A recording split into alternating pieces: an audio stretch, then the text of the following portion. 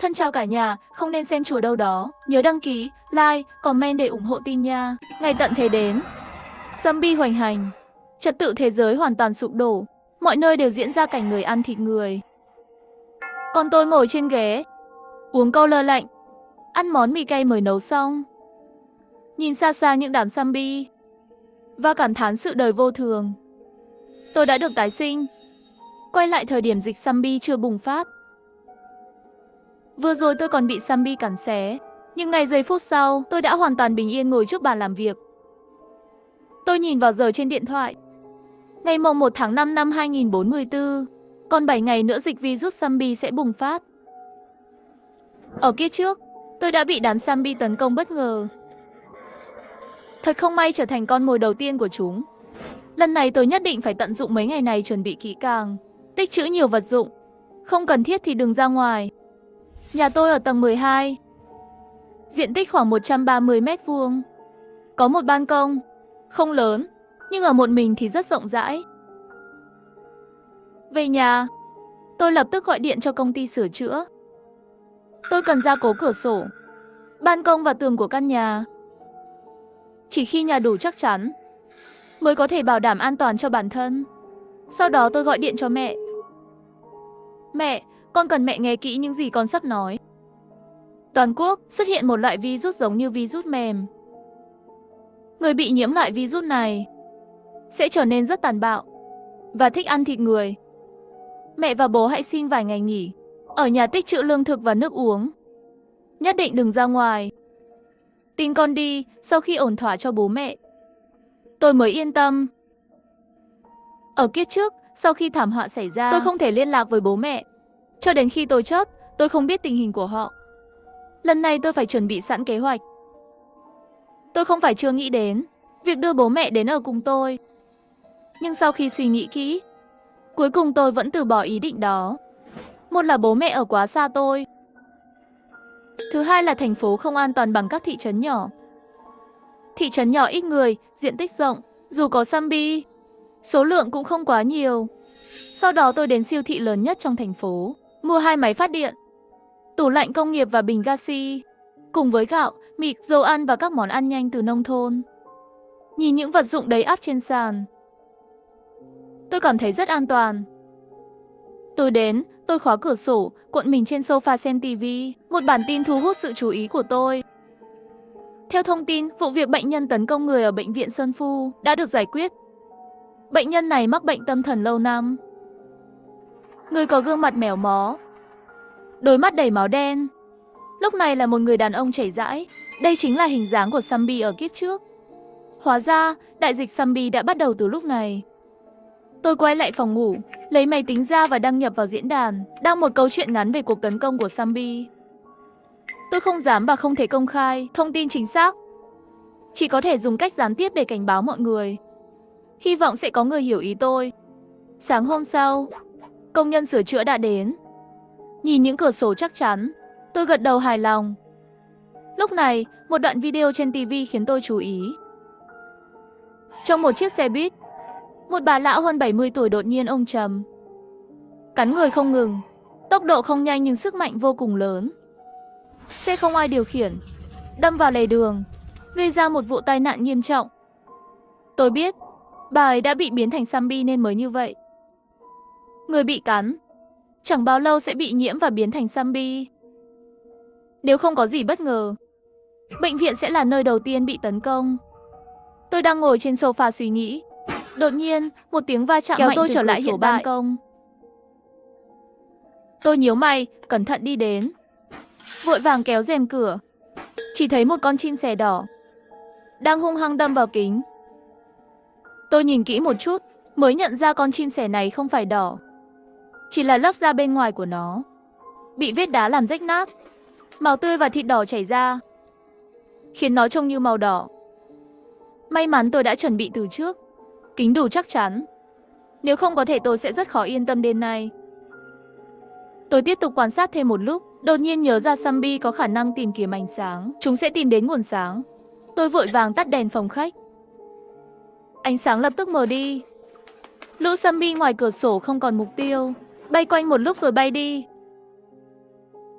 Tôi đứng trước cửa sổ nhìn ra ngoài, chỉ thấy bầu trời xa xăm đen kịt. Đầy những con chim bay lượn. Nếu không có gì bất ngờ, những con chim này chắc chắn đã bị biến đổi. Tôi kéo rèm cửa lại, quay lại sofa, mở máy tính, bấm vào câu chuyện tôi đã đăng, câu chuyện có tên Sambi đến. Tôi không để ý đến các bình luận bên dưới, chỉ thêm một vài chi tiết mà tôi nghĩ đến lúc nãy. Bao gồm việc Sambi sẽ tìm ánh sáng, cảnh giác với động vật, đặc biệt là chuột và các loài chim nhỏ. Dù họ tin hay không, tôi cũng đã làm hết sức mình.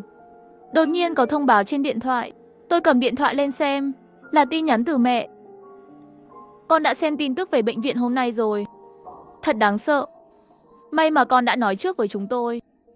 Bố mẹ đã xin nghỉ xong, cũng đã tích trữ nhiều thức ăn. Đừng lo cho chúng tôi. Điện thoại giờ bị ngập tràn các tin tức. Tất cả các bệnh nhân bị bà lão cắn đều đã biến đổi. Cả bệnh viện đó giờ đã bị chiếm lĩnh. Cái này không giống bệnh dại đâu. Tôi là người tái sinh. Tôi tuyên bố đây là Sambi. Lầu trên đã thật sự bị chiếm. Tôi cũng cảm thấy như vậy. Nếu họ đến, liệu có thể chạy ra ngoài được không? Lầu trên thật buồn cười. Bên ngoài bệnh viện đầy lính trang bị đầy đủ. Nhưng những gã đó vẫn chưa ra, đã bị bắn thành tổ ong. Nhưng khi nhìn thấy bình luận này, tôi vẫn cảm thấy không yên tâm. Hôm qua và hôm nay mới chỉ là sự bùng phát nhỏ của virus Sambi. Chờ đến ngày mai, virus Sambi mới sẽ hoàn toàn bùng phát. Đến lúc đó, thứ đáng sợ không phải là Sambi, mà là những người xung quanh bạn.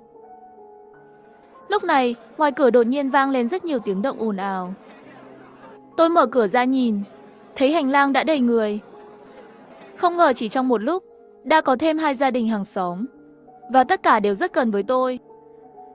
Đây là một việc vô cùng nguy hiểm. Tôi đóng cửa lại, quay lại phòng khách xem TV. Phản hồi từ chính quyền, vụ việc bệnh nhân điên trong bệnh viện đã được kiểm soát hoàn toàn. Khuyên mọi người đừng hoảng loạn. Người đọc thông báo này là một người đàn ông trung niên mặc vesti, nói chuyện mạnh mẽ, khiến người ta cảm thấy an tâm. Nhưng tôi lại chú ý thấy, cánh tay phải của ông ấy được băng bó đặt trên bàn. Dần dần hiện lên một vết máu hình vết cắn. Vết thương do bị Sambi cắn không thể lành lại. Đây là kết luận sau khi nhân loại trải qua vô số thảm cảnh sau khi đại dịch Sambi bùng phát ở kiếp trước. Vì vậy rõ ràng là ông ấy đã bị cắn. Tôi thở dài một hơi, đột nhiên có tiếng gõ cửa. Tôi giật mình hoảng hốt. Vào lúc này, còn ai đến nữa? Ngày tận thế đến, Sambi hoành hành, trật tự thế giới hoàn toàn sụp đổ, mọi nơi đều diễn ra cảnh người ăn thịt người. Sau khi tái sinh, tôi đã tích trữ đủ vật dụng. Vào buổi tối, khi tôi đang thoải mái nằm trên sofa xem TV, thì đột nhiên có tiếng gõ cửa. Lúc này, ai còn đến nữa? Tôi nhẹ nhàng đi tới cửa, nhìn qua mắt mèo. Bên ngoài là gia đình mới chuyển đến hôm nay. Cô ấy đang cầm một hộp cơm. Tôi nhìn xung quanh một lượt, xác nhận không có nguy hiểm rồi mới mở cửa. Chị gái, chúng ta sau này là hàng xóm rồi. Tôi tên là Vương Tịnh. Gọi tôi là Tiểu Tịnh là được. Đây là món sườn tôi làm. Bạn thử nhé. Tôi vừa nhận lấy sườn, chưa kịp lên tiếng, đột nhiên có một tiếng hét trong phòng phía sau cô ấy. Một cô bé chạy đến khóc. Theo sau là một người đàn ông trung niên béo phệ. Đây là con của Vương Tịnh. Ôi, chỉ là trẻ con đùa nghịch thôi. Mẹ, em trai cắn con rồi. Tôi cúi xuống nhìn tay cô bé. Trên cổ tay cô bé có một dấu răng rõ rệt. Vết thương đang rỉ ra máu tươi. Điều khiến tôi ngạc nhiên là xung quanh vết thương của cô bé có vài giọt chất dịch đen sền sệt. Đây là dịch tiết từ miệng của Sambi. Nhà này có người đã bị biến đổi. Đây là chất dịch từ miệng Sambi. Trong nhà có người đã biến dị. Vương Tịnh kéo con gái về nhà. Một đứa trẻ còn nhỏ làm sao có thể mà để cho con trai tôi cắn một cái được. Tôi đóng cửa và quay vào nhà. Nếu tôi đoán không nhầm, người bị biến thành Sambi ở nhà bên là cậu bé mà tôi chưa từng gặp. Chắc không lâu nữa, con gái của Vương Tịnh cũng sẽ biến thành Sambi. Tôi không phải là người tốt. Không phải vì vậy mà tôi sẽ liều mạng cứu họ. Điều tôi có thể làm bây giờ chỉ là tự bảo vệ mình. Tôi nhìn vào đống vật tư trong nhà. Đó là sự đảm bảo lớn nhất của tôi. Có thể tối nay, tầng này sẽ trở thành cái nôi nuôi dưỡng zombie.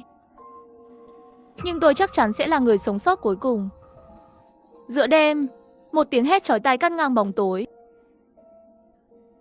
Tôi bị giật mình, người run lên, ngồi bật dậy khỏi giường. Tiếng hét phát ra từ cửa đối diện. Tôi lăn xuống giường, nhẹ nhàng đi tới cửa, dán tai vào cửa. Tiếng động từ cửa đối diện rõ ràng truyền đến tai tôi.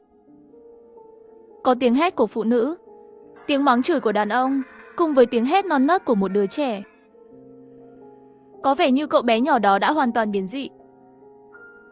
Virus zombie sẽ ẩn nấp trong cơ thể một thời gian. Với thời gian trôi qua, con người sẽ ngày càng không thể kiểm soát hành sáu của mình. Tôi lấy giấy bút, liệt kê những thông tin tôi thu thập được lên giấy. Chỉ sau vài giờ, một người còn sống đã biến thành một con quái vật ăn thịt người. Tôi đang định đi ngủ tiếp, bỗng ngoài cửa lại vang lên tiếng gõ cửa gấp gáp. Tôi lại nhìn qua mắt mèo. Vương Tịnh đầy máu, toàn thân đầy vết cắn.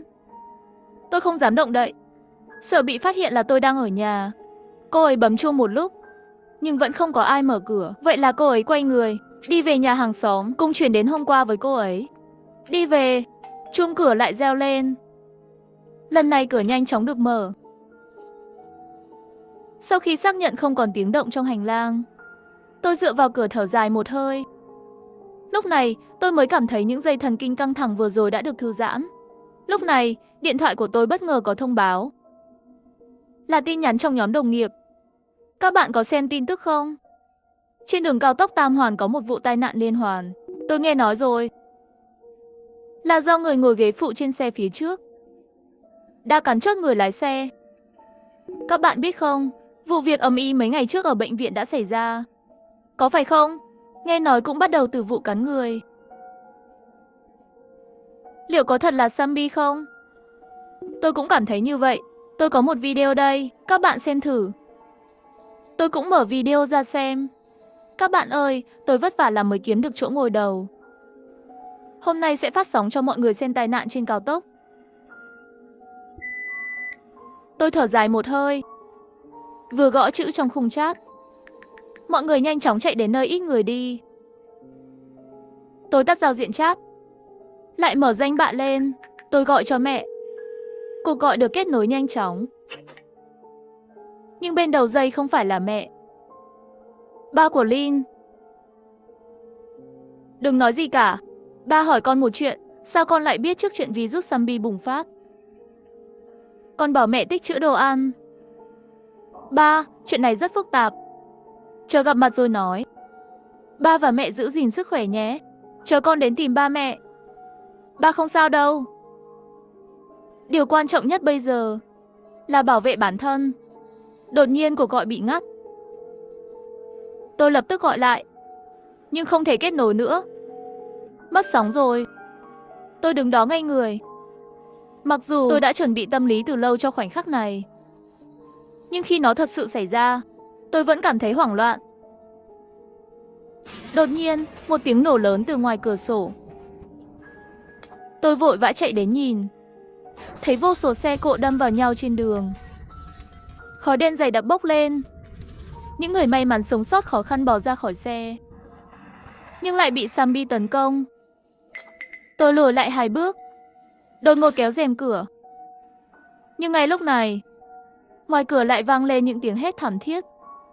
Tôi giật mình quay đầu lại. Ngày thứ 7 tôi tái sinh. Zombie hoàn toàn bùng phát. Ngày tận thế đến, zombie hoành hành. Trật tự thế giới hoàn toàn sụp đổ. Mọi nơi đều diễn ra cảnh người ăn thịt người. Vào ngày thứ 7 sau khi tôi tái sinh, zombie hoàn toàn bùng phát. Tiếng thét trong hành lang không ngừng. Tôi đi đến cửa, nhìn qua mắt mèo. Cặp đôi trong hành lang, người đàn ông đang ôm chặt Vương Tịnh đã biến thành zombie. Hét lớn bảo cô gái chạy đi. Cô gái sợ hãi đứng im, không biết phải làm gì. Vương Tịnh đột ngột lao vào người nam, đè anh ta xuống và bắt đầu cắn xé. Cô gái hoảng loạn, chạy vào căn phòng phía sau mà không đóng cửa. Tôi hít một hơi thật sâu. Đó là căn nhà của Vương Tịnh. Người nam phát ra tiếng hét thảm thiết, đau đớn đến mức không thốt nên lời. Sau khi Vương Tịnh xong việc, cô ta loạng choạng đứng dậy, đi về phía cầu thang. Hình bóng cô ta nhanh chóng biến mất, chỉ còn lại vết máu trên sàn, chứng minh hành sáu tàn ác của cô ta. Ngoài cửa không còn nghe thấy tiếng động gì. Tôi sợ hãi lùi lại 2 bước. Sau khi hít thở sâu vài lần, tôi nhẹ nhàng đến gần cửa sổ, quan sát thế giới hỗn loạn bên ngoài. Chỉ thấy dưới khu chung cư, có một người già đang đứng, quay lưng về phía tôi. Cụ già có tư thế kỳ lạ, đứng tại chỗ, đầu cúi xuống, không nhúc nhích. Biến dị giờ đã xuất hiện khắp nơi. Khi tôi thức dậy đã là chiều. Tôi nằm trên giường, đắp một chiếc chăn mỏng. Điện thoại vẫn không thể kết nối mạng, không thể gọi được. Giờ tôi gần như đã mất liên lạc với thế giới bên ngoài. Ánh nắng ngoài cửa sổ vẫn sáng chói, nhưng không còn nghe thấy tiếng chim hót, côn trùng kêu, im lặng đến mức có phần kỳ lạ. Lẽ ra, con gái của Vương Tịnh bị cắn. Tính thời gian thì giờ cũng gần đến lúc cô bé biến dị rồi. Nhưng ngoài cửa không có bất kỳ động tĩnh nào. Có thể là mỗi người biến dị không có thời gian giống nhau. Tôi đè nén những nghi ngờ trong lòng, đi đến cửa sổ làm một chút động tác giãn cơ. Cổng khu chung cư có vài zombie, nhưng không phải là ông già sáng nay, mà là vài zombie trẻ. Chúng lảo đảo, tách ra, đứng ở hai bên cổng khu chung cư, giống như đang làm nhiệm vụ canh gác. Chúng không phải đang canh cửa đấy chứ? Ở kiếp trước khi tôi chết, zombie vẫn chưa phát triển trí tuệ. Sao lần này lại có thể thông minh đến vậy? Đột nhiên, ngoài cửa vang lên một tiếng hét. Tôi giật mình, người run lên. Sau tiếng hét đó, ngoài cửa lại im lặng. Quả mắt mèo, tôi thấy cửa phòng Vương Tịnh mở to. Một vết máu dài kéo từ cửa ra, giống như có ai đó bị kéo vào mạnh mẽ. Xem ra, con gái và con trai của Vương Tịnh đã hoàn toàn biến dị. Tôi tiếp tục nhìn qua cửa. Khoảng vài phút sau, cô gái đầy máu xuất hiện trong tầm nhìn của tôi. Cô ấy run rẩy, cơn run ngày càng mạnh. Tôi nhìn rõ, trên khuôn mặt trắng nõn của cô gái đã bắt đầu xuất hiện những sợi dây đen dài. Miệng cô ấy cũng bắt đầu tiết ra chất lỏng đen đặc. Cô ta đã biến dị. Tôi cầm con dao dựa, im lặng quan sát. Hành lang không còn an toàn nữa. Vì sự an toàn của tôi, nếu cần thiết tôi sẽ ra tay dọn dẹp. Có thể là tôi gặp may. Sau khi cô gái biến dị, cô ta đi về phía cầu thang. Tôi thở phào nhẹ nhõm, ngồi lại trên sofa, lặng lẽ suy nghĩ. Cặp đôi bên cạnh, cả cô bé biến dị nữa. Càng nghĩ càng thấy có gì đó không ổn. Tôi chắc chắn cô bé và cậu bé đã bị nhiễm bệnh. Cả gia đình họ cũng vậy, nhưng mấy ngày nay tôi chỉ nghe thấy tiếng hét, chưa từng nghe thấy âm thanh của họ. Tôi suy nghĩ rất lâu, nhưng cuối cùng vẫn không nghĩ ra kết quả. Vào đêm đó, tôi ngủ trong trạng thái mơ màng, đột nhiên bị đánh thức bởi một luồng sáng mạnh từ ngoài cửa sổ. Tôi đi đến cửa sổ và phát hiện nguồn sáng là ánh đèn của một căn hộ đối diện. Lúc này là nửa đêm. Ngoài cửa sổ là một màu đen tối, lợi dụng ánh sáng của căn hộ đó ngày càng sáng hơn. Tôi dựa vào cửa sổ, nhíu mắt quan sát. Khoảng cách giữa hai tòa nhà không quá xa. Căn hộ đối diện cũng không có rèm cửa. Tôi có thể nhìn rõ cảnh tượng bên trong. Có vài bóng người di chuyển qua lại. Họ có vẻ đang cãi nhau. Hai người đàn ông to cao đang đẩy một người đàn ông nhỏ bé vào góc. Hai người đàn ông to cao ép một người đàn ông nhỏ bé vào góc. Họ cầm những vật dụng gần đó, đánh vào người đàn ông nhỏ bé. Người đàn ông nhỏ bé bị đánh đến không thể phản kháng. Rất nhanh anh ta đã ngã xuống đất.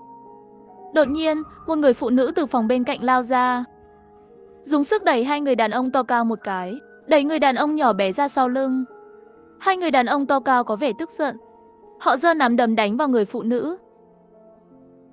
Cảnh tượng này khiến tôi tức giận vô cùng. Nhưng tôi biết mình không thể làm gì được. Hai người đàn ông này có lẽ đang đi cướp tài nguyên. Tôi tiếp tục quan sát. Một vài con chim zombie có vẻ bị thu hút bởi ánh sáng và đâm vào kính của căn hộ đối diện. Hai người đàn ông to cao cũng nhận thấy điều này. Họ ngay lập tức đứng dậy và tắt đèn. Ngoài cửa lại trở nên tối đen. Tôi thở dài một hơi, quay lại giường. Sáng hôm sau, tôi đang rửa mặt, bỗng nhiên nước từ vòi tắt. Thật ra, thành phố còn cung cấp nước và điện lâu như vậy, tôi cũng đã rất hài lòng rồi. Giờ tôi không biết tình hình ngoài kia thế nào, nhưng tôi chắc chắn là không mấy khả quan. Zombie đầy dẫy khắp thành phố. Việc cắt nước cắt điện là điều không tránh khỏi. Đột nhiên, ngoài cửa lại vang lên những tiếng bước chân to và ồn ào. Sau đó tiếng bước chân biến mất, cửa bị gõ. Ngày tận thế đến, zombie hoành hành, trật tự thế giới hoàn toàn sụp đổ, mọi nơi đều diễn ra cảnh người ăn thịt người. Ngày thứ hai sau khi zombie bùng phát, thành phố hoàn toàn mất điện và cắt nước. Nhưng lúc này lại có ai đó gõ cửa nhà tôi. Tiếng gõ cửa vẫn tiếp tục. Nhìn qua mắt mèo, chỉ thấy một cô gái hoảng sợ đang cầu cứu tôi. Tôi từ từ hít thở sâu, vì tôi nhận thấy ở góc dưới bên phải là một cái rìu.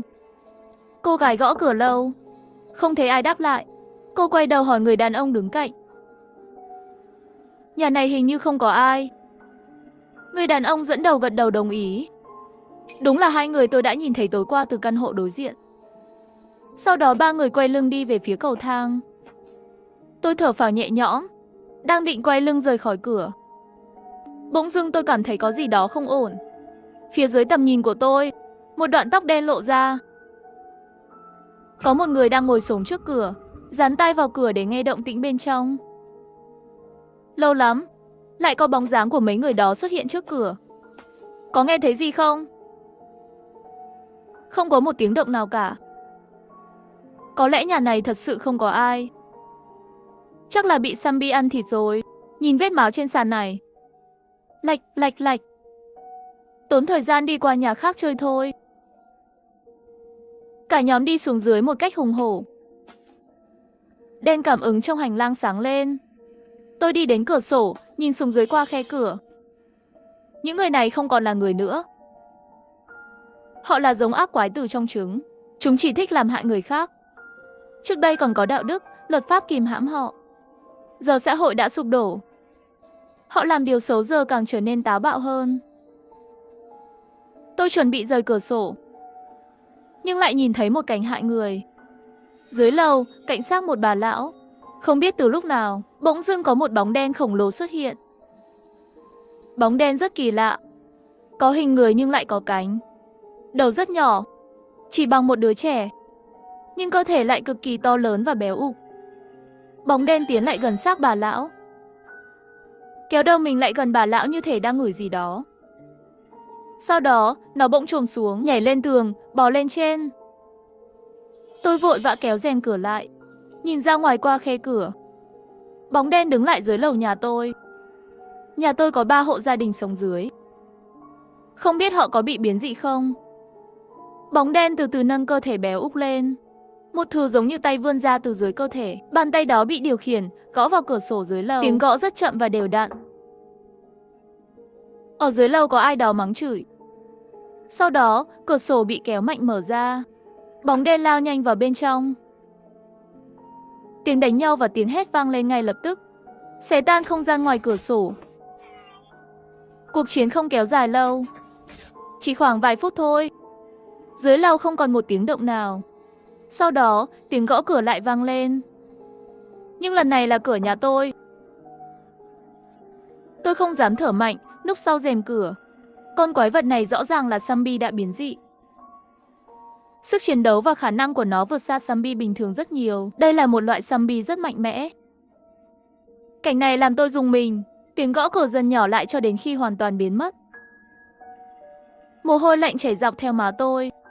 Bởi vì tôi nhận ra con zombie này, nó chắc chắn là một quái vật, được tạo thành từ sự kết hợp của gia đình Vương Tịnh. Điều này hoàn toàn khác với kiếp trước. Trong 4 tháng qua, cuộc sống của tôi đã dần dần yên ổn trở lại. Không còn gặp lại những kẻ tàn ác, những kẻ bạo lực thu gom tài nguyên, cũng không gặp lại con quái vật tạo ra từ người biến dị ở đối diện. Dưới lầu thỉnh thoảng lại có vài zombie tụ tập. Chúng tập trung quanh cổng khu chung cư. Lương thực ngày càng ít, dầu đi sân cho máy phát điện cũng sắp hết. Tôi dần bắt đầu nghi ngờ, liệu tôi có thể tiếp tục sống sót được bao lâu nữa? Bây giờ, điều duy nhất giữ tôi sống sót chính là hy vọng vào sự cứu trợ của chính phủ. Ngày hôm đó, tôi nằm trên giường và mở điện thoại ra. Khi tôi nhìn thấy ở góc trái trên màn hình, một vài tín hiệu đột nhiên xuất hiện. Tôi thậm chí nghĩ là mình đã quá lo lắng và đang bị ảo giác. Tôi run rẩy kích động, đang chuẩn bị gọi điện. Một thông báo bất ngờ bật lên. Chính phủ đã thành lập nhiều căn cứ an toàn tại các thành phố lớn và biên giới. Mong các người sống sót liên lạc với chúng tôi. Chính phủ sẽ cử quân đội để cứu trợ. Tôi đã đọc đi đọc lại thông báo này nhiều lần. Càng đọc, giọng tôi càng run. Cảm xúc càng trở nên kích động. Tôi đã đợi được rồi. Tôi sẽ được cứu. Tôi mở bài tin tức ra, nhưng đột nhiên tôi thấy một thông báo khác. Thời gian gửi thông báo là hơn 4 tháng trước. Những bình luận dưới bài và thời gian trả lời của chính phủ đều là từ vài tháng trước. Bình luận gần nhất cũng là 2 tháng trước. Và bài bình luận này không hề được trả lời chính thức. Thời gian đã quá lâu rồi. Có lẽ thành phố của chúng ta đã bị bỏ rơi. Tôi dừng lại một lát, vẫn quyết định để lại bình luận, viết ra thành phố tôi đang ở, rồi gửi qua hệ thống của chính phủ. Tôi đã gửi vị trí cụ thể của mình qua tin nhắn riêng. Dù không nhận được phản hồi, nhưng tôi vẫn cảm thấy hy vọng bừng lên. Sau khi làm xong mọi thứ, tôi thoát khỏi màn hình tin tức. Vào danh bạ điện thoại, tôi định gọi cho bố mẹ. Nhưng thật tiếc, không ai bắt máy. Tôi gọi lại vài lần, vẫn không có kết quả. Tôi chỉ có thể tự an ủi mình, có lẽ bố mẹ vẫn chưa nhận ra rằng đã có mạng. Sau đó tôi lấy máy tính ra, duyệt qua diễn đàn. Bài tin tức gần nhất, video quay tại một con phố ở trung tâm thành phố. Trên phố, hầu hết các xe đều bị hư hỏng. Như thể đã xảy ra một vụ tai nạn giao thông nghiêm trọng. Khói đen, vết máu và rác rưởi khắp nơi, biến nơi này thành một khu vực ma quái. So với trước đây, nó đã trở thành một lễ hội kinh dị. Chắc không phải là sự thật. Tôi vừa định nhấp vào tin tức tiếp theo, thì màn hình báo lỗi kết nối mạng. Lúc đó tôi cảm thấy tuyệt vọng. Cho dù tôi có sống sót qua thời gian này thì sao? Thế giới này đã không còn là thế giới chúng ta quen thuộc nữa rồi. Nửa đêm tôi trằn trọc không ngủ được. Mỗi lần nhắm mắt, trong đầu tôi chỉ toàn là hình ảnh của thông báo chính thức hôm nay. Không có sự cứu trợ chính thức. Tôi còn có thể kiên trì được bao lâu nữa trong lúc mơ màng? Tôi bỗng nghe thấy tiếng gõ cửa sổ. Tiếng gõ ngày càng lớn hơn. Tôi bật dậy ngay lập tức. Nguồn gốc của tiếng gõ là từ cửa sổ phòng khách. Tôi nuốt một ngụm nước bọt khó khăn. Lén lút xoay tay nắm cửa và di chuyển ra ngoài, nhìn ra ngoài qua cửa sổ. Tôi thấy một bóng mờ phía ngoài rèm cửa. Bóng đen có một cái đầu rất nhỏ, nhưng thân hình lại vô cùng khổng lồ. Chính là con quái vật tôi đã thấy lần trước. Tôi đã nghĩ rằng chỉ cần không mở cửa sổ, nó sẽ không thể vào. Ai ngờ con quái vật này dường như đã có trí tuệ. Nó đưa tay từ dưới thân ra, hai tay nắm chặt cửa sổ rồi giật mạnh. Thật sự đã phá vỡ cửa sổ. Mắt tôi co lại. So với hôm qua, nó đã tiến hóa thêm một bước. Ngày tận thế đã đến, thây ma hoành hành. Trật tự thế giới hoàn toàn sụp đổ. Khắp nơi là cảnh tượng người ăn thịt người. Khi tôi nghĩ mình có thể an toàn ở nhà, thì zombie đã tiến hóa ra trí tuệ và đang hướng về phía tôi. Tôi không kịp nghĩ ngợi, cầm một cái rìu chạy ra ngoài. Con quái vật rõ ràng đã nhắm vào tôi tối nay. Giải pháp duy nhất bây giờ là rời khỏi đây, để nó không tìm thấy tôi. Chiến đấu không phải là lựa chọn ưu tiên, chạy trốn mới là cách. Khi tôi chưa đến được cửa, tôi đã nghe thấy tiếng nó rơi xuống. Nó di chuyển cực kỳ nhanh, tôi không thể đối đầu nổi.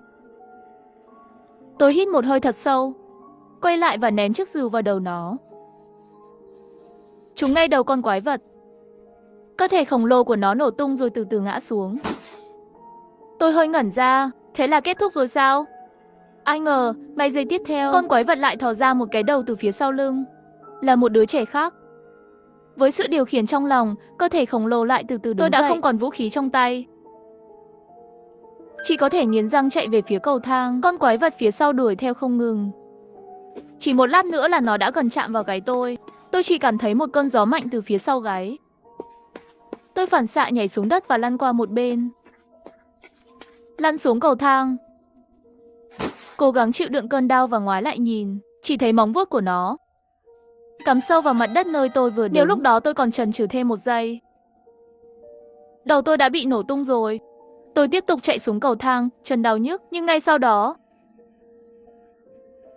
cơn gió mạnh lại ập đến từ phía sau. Cùng với đó là mùi hôi thối đặc trưng của zombie. Lòng tôi tràn ngập tuyệt vọng.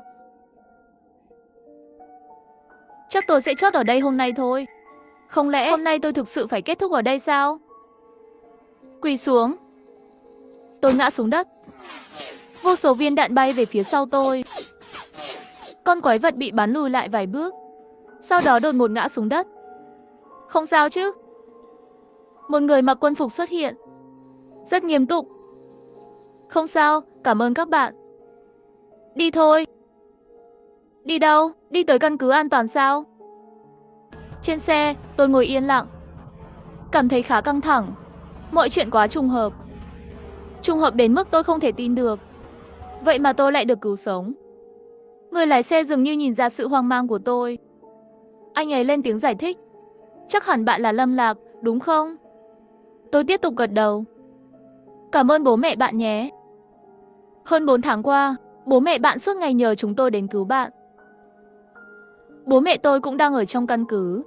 Bố mẹ bạn là những người đầu tiên được cứu. Có lẽ bạn không biết, thành phố này là nơi đầu tiên sụp đổ. Không ai tin rằng sẽ còn người sống sót trong thành phố này. Nếu không phải vì bố mẹ bạn kiên trì, chúng tôi chắc chắn sẽ không bước vào đây. Cảm ơn. Cảm ơn gì? Vì phục vụ nhân dân à? Hơn nữa trong hoàn cảnh này, cứu được một người là một người. Cửa sổ xe mở, cơn gió thổi vào rất lạnh. Nhưng đó là cảm giác của hy vọng và tự do.